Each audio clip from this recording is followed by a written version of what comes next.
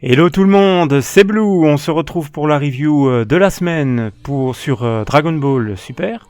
Cette semaine, épisode 36, comme à son habitude diffusé sur Fuji TV ce week-end. Alors, le programme de cette vidéo-là, pour les habitués, ils connaissent, mais pour les nouveaux qui n'ont jamais vu mes vidéos, je le répète, cette vidéo-là, donc, je débrieferai un petit peu ce qui s'est passé dans l'épisode 36. Ensuite, un avis personnel sur l'épisode.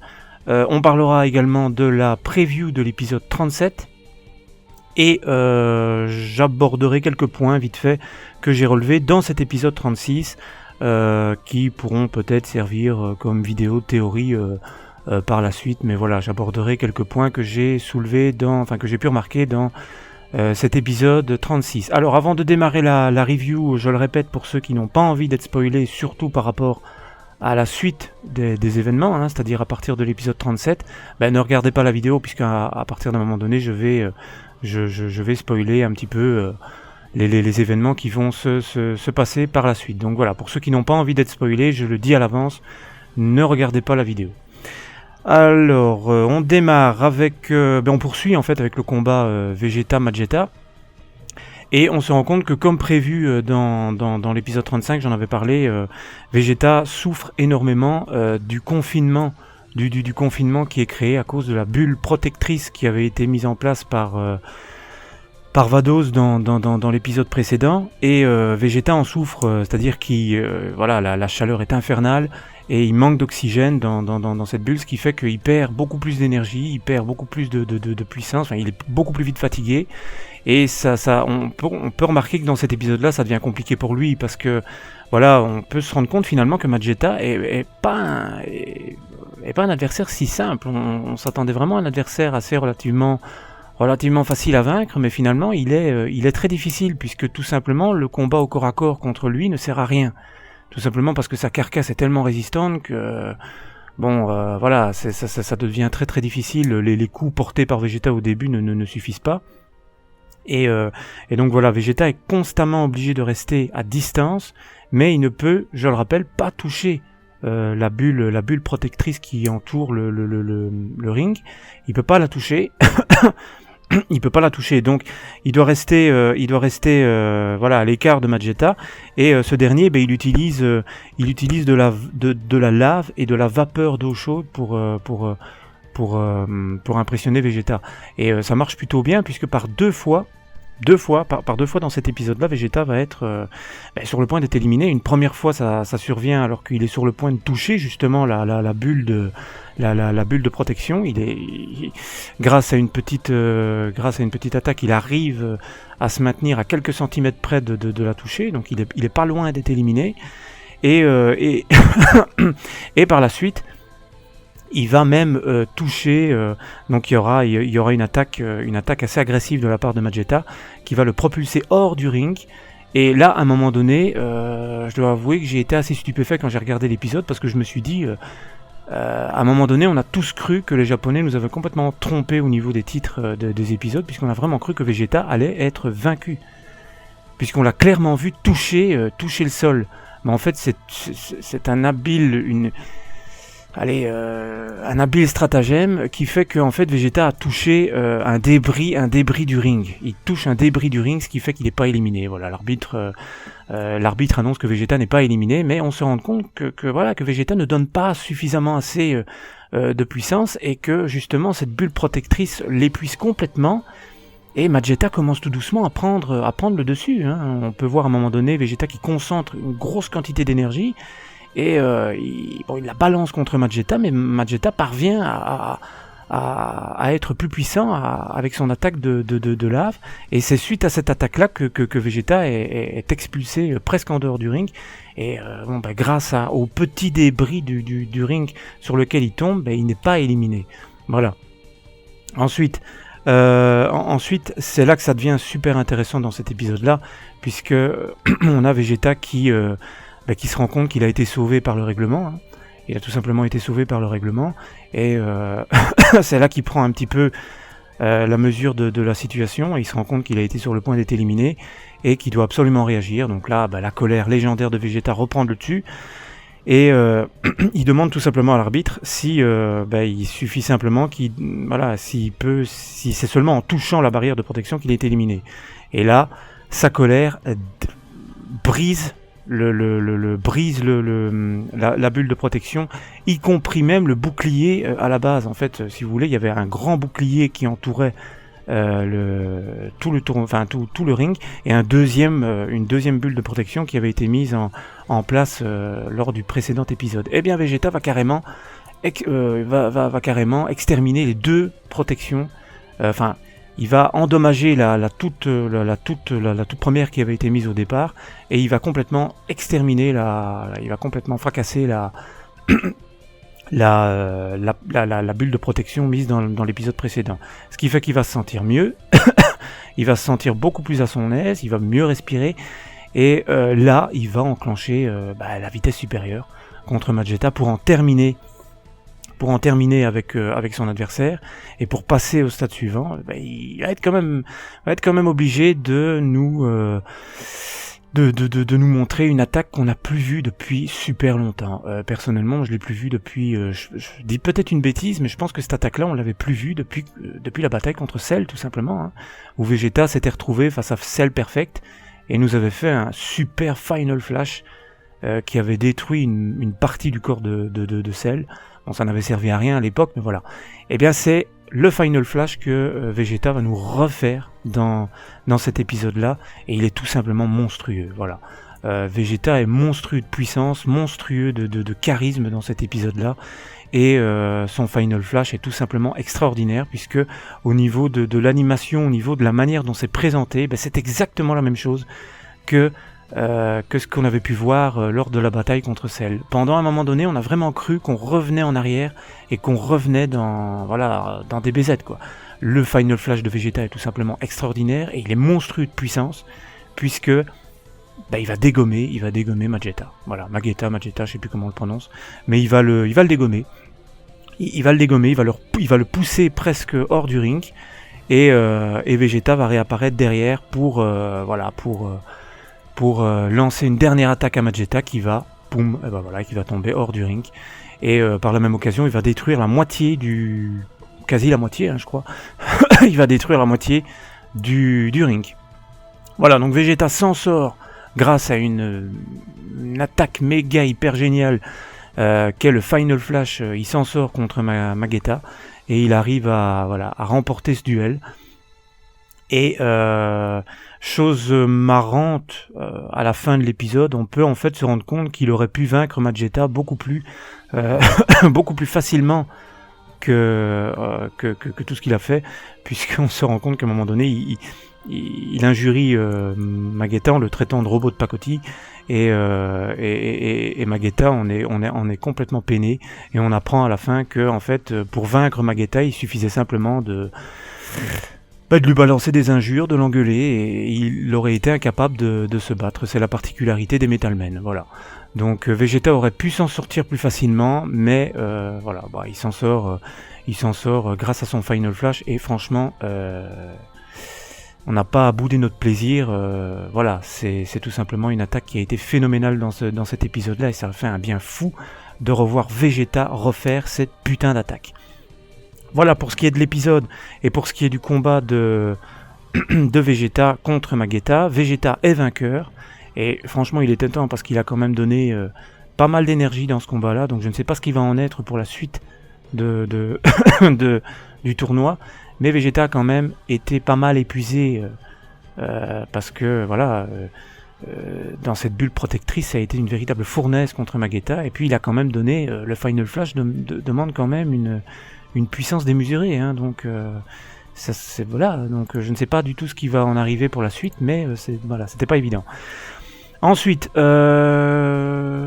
qu'est-ce qu'on peut... on va parler avant de parler de la preview de l'épisode 37, mon avis personnel sur cet épisode.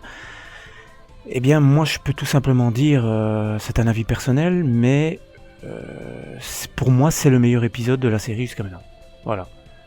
J'ai pris mon pied énormément sur cet épisode-là. J'ai adoré l'attitude de Vegeta, j'ai adoré l'animation. L'animation, je sais pas si vous êtes d'accord, mais l'animation pour moi, elle était bonne à 99%. Il y a eu peut-être un plan sur l'épisode qui était plutôt moyen, mais qui était pas mauvais, quoi. Mais qui était un petit peu en dessous des autres plans qui étaient tout simplement géniaux. L'épisode était vraiment génial. L'animation était excellente, le scénario était bon, même si on connaissait un petit peu, enfin on savait que Vegeta allait gagner, mais on a eu une petite frayeur à un moment donné en croyant que Vegeta allait perdre. J'ai bien aimé ce passage-là parce que je me suis dit c'est pas vrai, on va avoir un retournement de situation. Bon, puis finalement ça s'est pas arrivé, mais voilà.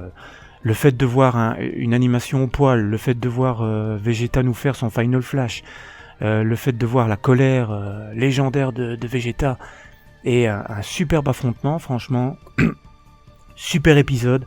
Moi j'ai véritablement adoré et je n'hésite pas personnellement à dire que cet épisode est le meilleur épisode jusqu'à maintenant de la série.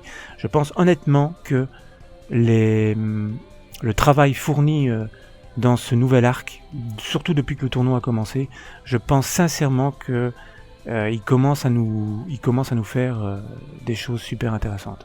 Voilà, il commence vraiment à passer la vitesse supérieure et ça fait très plaisir. Donc voilà, pour le moment, par rapport à ce que j'avais pu dire dans ma précédente vidéo où j'avais fait le point sur la série et que je vous avais dit que j'étais plus ou moins déçu, très déçu de la série jusqu'à maintenant, et je maintiens ce que j'ai dit à ce moment-là, évidemment. Mais ça fait maintenant 2 épisodes que je suis vraiment émerveillé parce que je vois... Enfin, émerveillé, c'est peut-être un grand mot, mais c'est franchement pas mal. C'est franchement pas mal ce qu'on voit. Et cet épisode 36 nous a tout simplement retransporté à un certain moment donné dans la période DBZ. Et ça fait un putain de bien. Et j'espère que ça continuera comme ça. Voilà. Donc mon avis personnel, avis positif. Très très positif. Et j'espère que ça continuera comme ça. Franchement...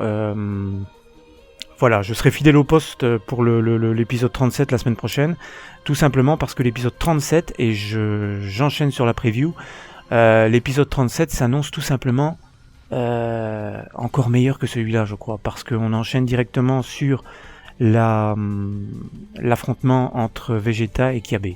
Voilà, tout simplement. Donc Vegeta va rencontrer Kiabe, et on n'avait pas eu de titre pour cet épisode 37, vous vous souvenez, dans ma vidéo sur les prochains épisodes, on n'avait pas de titre pour l'épisode 37, et bien cette fois-ci on en a un, c'est officiel, c'est « N'oublie pas la fierté des Saiyans, Vegeta contre le Saiyan de l'univers 6 ».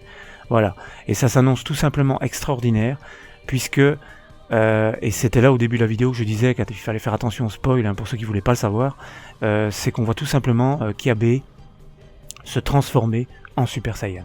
Voilà. Donc toutes les théories qu'on a pu émettre avant et où on disait que l'évolution des Saiyans de l'univers 6 paraissait différente de celle de l'univers 7, eh bien apparemment pas trop, voire peut-être même pas du tout, parce qu'il est capable de se transformer en Super Saiyan identiquement comme Vegeta. Maintenant, est-ce que la puissance des Super Saiyans de l'univers 6 est différente? Impossible de le dire, mais très certainement, puisque voilà, pour ceux qui ont déjà vu les titres des épisodes suivants, bah il y a le fait que Vegeta va s'incliner, donc il va perdre contre Kiabe, et donc certainement Kiabe va avoir vraiment une botte secrète. Et la chose super intéressante que j'ai pu comprendre dans cet épisode 37, c'est que Kiabe se transforme en Super Saiyan, ça d'accord, c'est super, c'est une grosse surprise, on s'y attendait pas, mais le truc incroyable, c'est que on peut voir à la fin de la preview que Vegeta se transforme en Super Saiyan bleu. Il tente le tout pour le tout, il se transforme en Super Saiyan bleu contre Kiabe, et alors apparemment il va perdre. Donc ça voudrait dire quoi? Que Kiabe va le battre, mais ça paraît difficile à croire qu'un Super Saiyan puisse vaincre un Super Saiyan bleu. Donc peut-être que les Super Saiyans de l'univers 6 sont plus puissants, ou tout simplement que Kiabe nous cache encore une nouvelle transformation supérieure au Super Saiyan Blue. Voilà, c'est pas vraiment la vidéo pour commencer à émettre des théories, mais c'est assez intéressant de se demander ça, et on verra ça lors du prochain épisode, donc d'autant plus il ne faut absolument pas louper cet épisode 37, hein, quoi. À mon avis ça va être extraordinaire. Donc voilà pour la preview de l'épisode 37.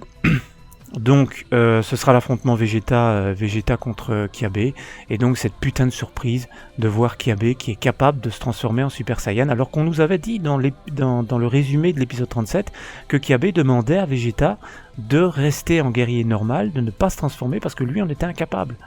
Donc certainement que le combat va commencer, on peut le voir d'ailleurs, le combat va commencer, ils sont tous les deux en guerrier forme 1, mais après ils vont tous les deux devenir des Super Saiyajin, donc voilà, c'est un peu... ils nous trompent, dans les titres des épisodes, dans les résumés, ils nous trompent un petit peu les Japonais, et moi franchement ça me dérange pas trop, ça nous laisse un max de surprises pour les épisodes, donc voilà. Je sais pas s'ils auraient dû montrer dans la preview que Kiabe se transformait en Super Saiyan, je sais pas si c'était pas du spoil un peu gratuit, c'est un peu dommage qu'on l'ait pas découvert dans l'épisode, mais voilà, c'est déjà une super nouvelle, c'est super impressionnant. Voilà, donc pour ce qui est du résumé de l'épisode, de mon avis personnel et de la preview, alors pour finir cette vidéo, je parlerai en fait de quelques informations que j'ai pu relever dans cet épisode-là. Il y en a une toute petite en fait qui a trait à une petite phrase de Kiabe en fait dans l'épisode, qui quand il voit ce Vegeta se concentrer son énergie au maximum en Super Saiyan, et bien à un moment donné Kiabe nous dit c'est donc ça un Saiyan de l'univers 7. Alors cette petite phrase m'avait interpellé quand je l'ai vue la toute première fois dans l'épisode en VO sous-titré. Ça m'avait un petit peu interpellé parce que voilà, je me suis dit pourquoi est-ce qu'il dit ça, comme s'il était étonné de voir de la manière dont les Super Saiyans se comportaient dans l'univers 7. Et là on peut encore croire d'après cette phrase là que lui aurait des transformations différentes à part le Super Saiyan, ou que la puissance, la manière de gérer les transformations soit différente chez eux. Voilà. Donc c'est une petite phrase qui m'a fait me poser la question. Je me suis dit tiens, peut-être que s'il se pose la question, s'il prononce une telle phrase, s'il est étonné de voir de voir Vegeta agir de la sorte, eh bien c'est peut-être parce que eux ont ils gèrent pas de la même manière le Super Saiyan, ou alors tout simplement c'est parce qu'ils ont des autres transformations, et ça sera super intéressant de le voir dans l'épisode 37 et voire même 38. Voilà. Et alors le truc intéressant que tout le monde a dû remarquer, que je n'ai pas abordé dans le résumé, eh bien c'est encore une nouvelle fois à propos de Monaka et de Hit. Voilà. Alors Monaka avait suscité pas mal d'interrogations la semaine passée. Et même moi, je pense que dans ma vidéo, j'ai fait une petite erreur parce que je n'avais pas tout à fait soulevé. C'est pas que je n'avais pas soulevé, mais je n'avais pas vu ça de cette manière-là. Comme quoi, Monaka serait peut-être tout simplement une imposture et ne serait pas aussi fort qu'on peut le croire. Eh bien, dans une scène de cet épisode-ci, on peut encore se poser la question finalement.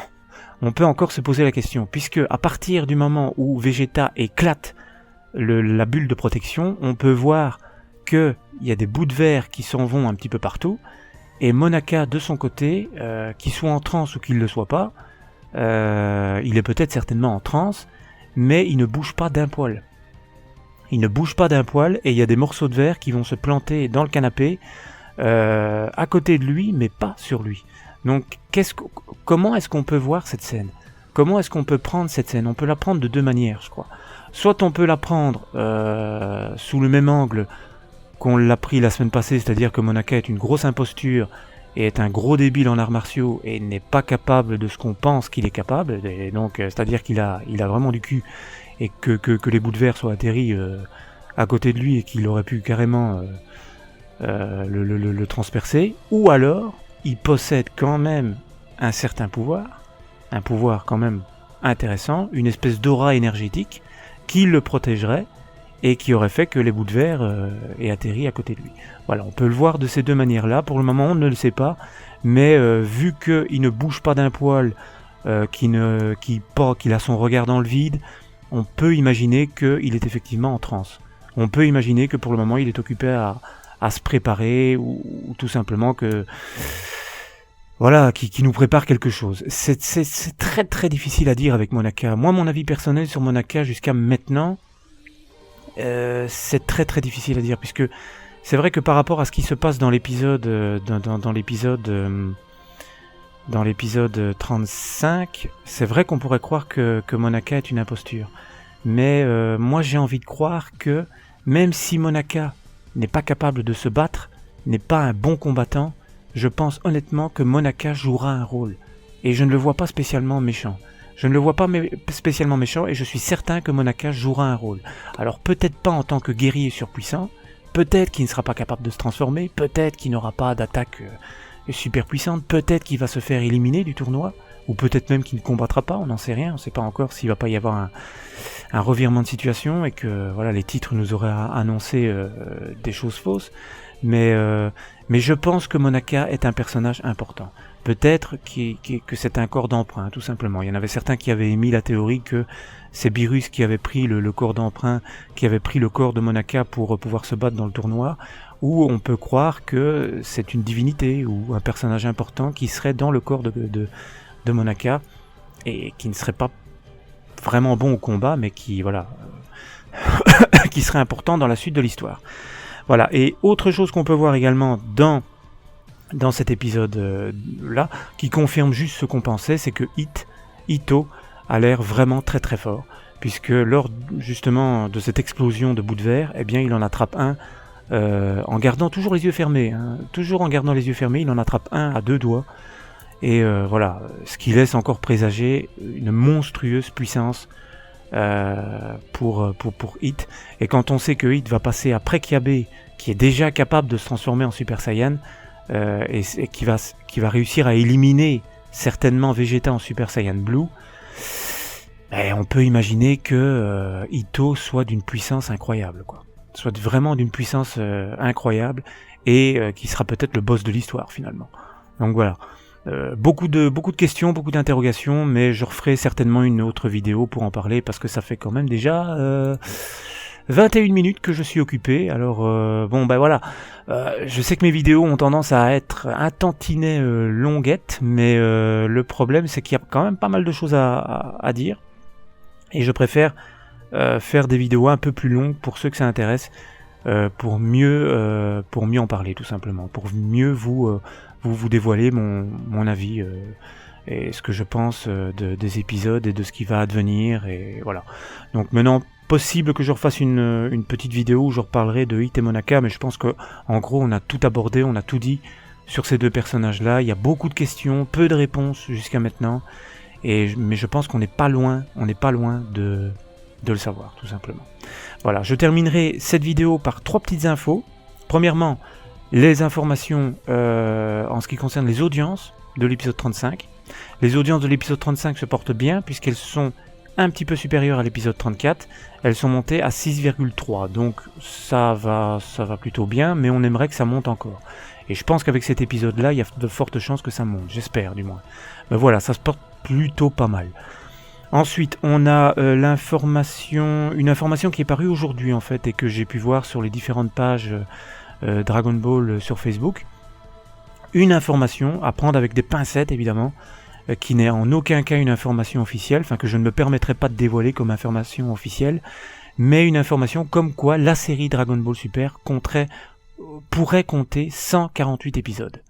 Voilà, ce qui serait pas mal, et ce qui nous donnerait encore au moins 110 épisodes à voir. Donc ça serait déjà pas mal. Voilà. Et dernière information enfin pour tous les fans, une bonne information mais qui rejoint plus ou moins ce qu'on savait déjà, c'est que la série DBS va débarquer en fin 2016 en France. C'est-à-dire que les épisodes fin 2016, donc vers les fêtes de fin d'année, on aura certainement les épisodes doublés de la série. Mais bon, bien sûr, les épisodes doublés de l'arc Beerus et de l'arc de la résurrection de Freezer. Hein. Avant de voir l'arc du tournoi Univers 6 contre Univers 7 en français, il faudra attendre bien plus longtemps. Il faudra attendre courant 2017. Mais voilà, déjà une bonne nouvelle pour ceux qui comme moi, ont envie de redécouvrir la série en VF. La série débarquera fin 2016. Par contre, on ne sait pas si les doubleurs officiels reviendront. Brigitte Lecordier, Eric Legrand, Patrick Borg, on n'en sait encore rien. Sûrement que oui, puisque c'était eux qui s'étaient occupés du doublage dans les films. Donc certainement qu'ils reviendront. Voilà, je pense que j'ai tout dit dans cette vidéo review. Et voilà, donc je vous dis à très bientôt pour une prochaine vidéo sur Dragon Ball Super. Merci à tous et à bientôt.